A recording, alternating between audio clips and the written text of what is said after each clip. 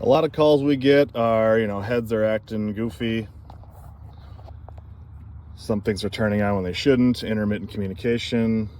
One thing I will tell people is pay attention to the heads. If it's consistent, these each run 8 stations at a time. So 8, 1 through 8, 9 through 16, so on down the line.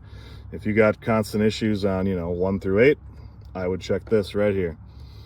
If you got intermittent stuff turning on and off, a good way to test would be simply unplug all of these, leave the pump common, unplug all the 8 station boards and start from scratch. Plug 1 in, test those stations, see if they work.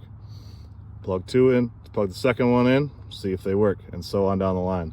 I would recommend trying that manual operation from the faceplate, because that talks directly to the distribution board, which then relays it to the 8 station boards, which turns on your head. If you got a situation where the first one you plug in is great, you plug in the second one, things start acting goofy, maybe that 8 station board is faulty.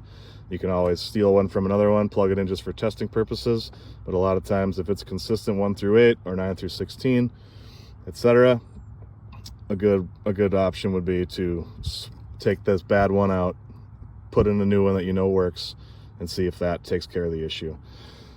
A lot of times you can fix most things straight from this box outside of broken wires or a bad splice somewhere. A lot of the issues come from electrically in these boxes.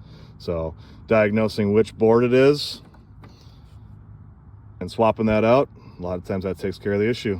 And I'm not a big fan of taking apart working boxes, but sometimes if we don't have parts on us, we got to go to a working box, dissect that one, take the parts that we need to test, come back to this box, plug them in, see if they work, and that way you can order the parts that you need.